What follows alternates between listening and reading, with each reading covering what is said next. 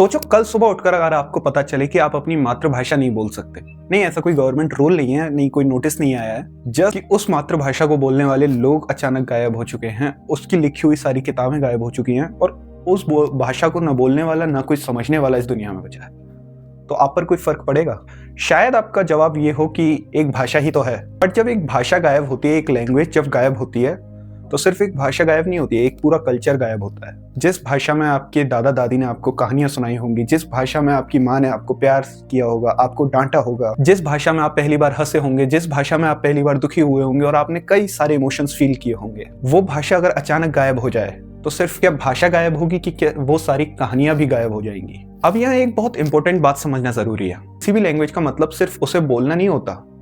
आप किस तरह से सोचते हो, आप किस तरह से दूसरों की बातों को समझते हो, आप नेचर को किस तरह से जानते हो, ये सब एक भाषा में इंक्लूडेड होता है। जब किसी भी रीजन की कोई लैंग्वेज होती है तो उस रीजन के पेड़ पौधों की, उस रीजन के जंगलों की कहानियां भी उस भाषा में सम्मिलित होती हैं। वहाँ की बीमारियों के देसी इलाज, वहाँ के बड़े बूढ़ों की कहानियां। जब लैंग्वेज चली जाती है तो सिर्फ भाषा नहीं जाती, ये सब कुछ उसके साथ चला जाता है। ये वीडियो किसी कविता या किसी पुरानी याद के लिए नहीं है। ये वीडियो एक ऐसी मौत के बारे में है जो शोर भी नहीं करती, ना न्यूज चैनल का कोई कवरेज मिलता, ना लोग सड़कों पर उतरते, फिर भी एक दुनिया खत्म हो जाती है। इस दुनिया में शब्द होते हैं, कहानियां होती हैं और लोगों की पहचान होती है। आज भारत में अगर हम कल्चरल डीके का सबसे बड़ा एग्जाम्पल देखते हैं तो वो किसी इमारत का गिरना या फिर कोई मूर्ति का टूटना नहीं है, वो इन भाषाओं का खत्म होना है। 1961 से लेकर आज तक भारत की 220 भाषाएं पूरी तरह से खत्म हो चुकी हैं, यानी कि उनको बोलने वाले, पढ़ने वाले और समझने वाले आखिरी इंसान की भी मौत हो चुकी है। आज लगभग 700 भाषाएं अभी भी भारत की जिंदा हैं, लेकिन एक्सपर्ट्स की माने तो उनमें से 400 भाषाएं ऐसी हैं जो खत्म होने की कगार पर हैं। आसान भाषा में समझाऊं तो कुछ भाषाओं के नेटिव स्पीकर्स 4 स्पीकर्स से लेकर 4000 तक, सिर्फ इतने ही स्पीकर्स बचे हैं। इस बात को समझने के लिए सिक्किम की एक छोटी सी कहानी ही काफी है। वहां माझी नाम की एक भाषा है जिसे बोलने वाले सिर्फ 4 लोग बचे हैं और वो चारों एक ही परिवार के हैं। सोचिए अगर उस परिवार का कोई बच्चा ये सोच ले कि आज से उसे माझी भाषा नहीं बोलनी है, वो सिर्फ इंग्लिश और हिंदी ही बोलेगा, तो वो भाषा उसी दिन खत्म हो जाएगी। ये सिर्फ माझी की कहानी नहीं है। गुजरात में सिद्धि लैंग्वेज, अरुणाचल प्रदेश में कोरो और असम में दिमासा लैंग्वेज की है। ये कोई मूवी या इमेजिनेशन नहीं है, ये रियल इंडिया की कहानी है। हमारे भारत में बहुत सारी लैंग्वेजेस बोली जाती हैं, पर दिक्कत यह है कि इनमें से बहुत सारी लैंग्वेजेस लिखी ही नहीं जाती, मतलब सिर्फ बोली जाती हैं। यानी कि दादी कहानियां सुनाती हैं बच्चों को, दादाजी पुरानी जंगलों, पेड़, पहाड़ों, कुओं के बारे में बताते हैं, माँ गाना गाती हैं। पर जब ये लोग दुनिया छोड़कर चले जाते हैं तो ये भाषा भी उन्हीं के साथ चली जाती है। यहाँ एक बहुत ज़रूरी बात समझनी होगी कि लैंग्वेज सिर्फ एक बात करने का तरीका नहीं होता, लैंग्वेज एक नॉलेज बॉक्स होता है। कुछ कम्युनिटीज़ के पास जंगल और नेचर का ऐसा ज्ञान होता है जो आज के मॉडर्न स्कूल्स के पास भी नहीं है। आंध्र प्रदेश या तेलंगाना के चेंचू लोग या वाल्मीकि समुदाय के लोग जंगलों के बारे में इतना जानते हैं कि किन पत्तों से बुखार ठीक होगा, कौन से पत्ते जहरीले हैं, कौन सा रास्ता मॉनसून के सीजन में बंद नहीं हो जाता या कौन सा रास्ता ज्यादा सेफर है। ये ज्ञान किताबों में नहीं लिखा होता, बल्कि भाषाओं के थ्रू एक पीढ़ी से दूसरी पीढ़ी तक पहुंचता है।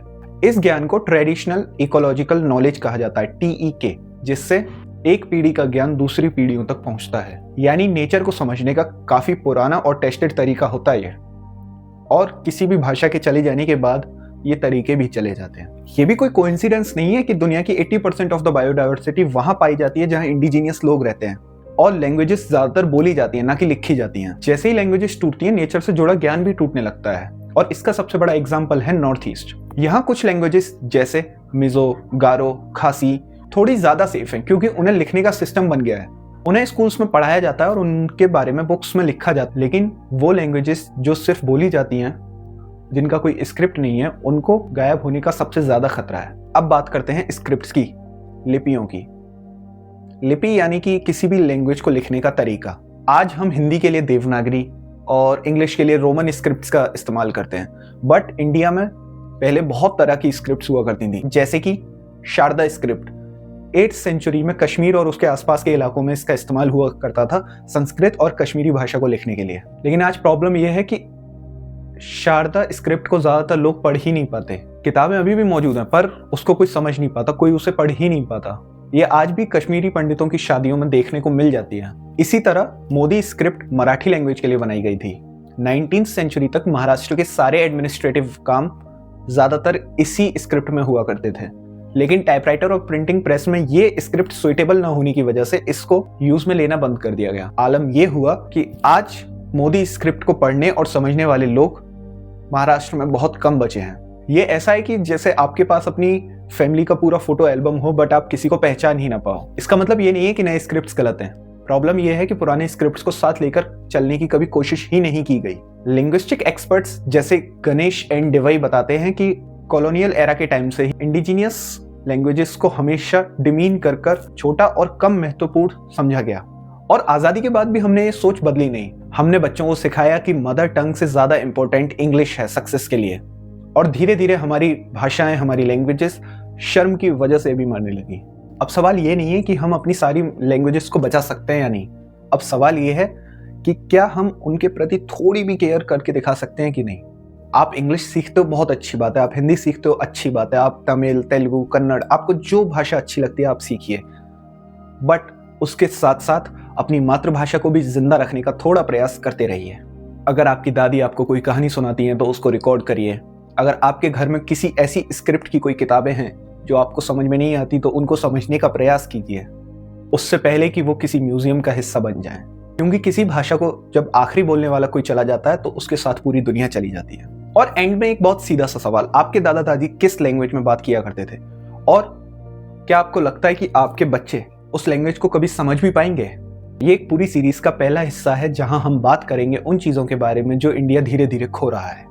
अगर आप चाहते हो कि ये सब भूला ना जाए तो इस सीरीज के साथ बने रहिए, एंड कमेंट में सजेस्ट करिए अपने opinions about how to preserve our culture and languages. और ये वीडियो आप जहां से भी देख रहे हो वहां की लोकल लैंग्वेज कमेंट करिए, एंड सब्सक्राइब करिए Harshit explains. Thank you so much.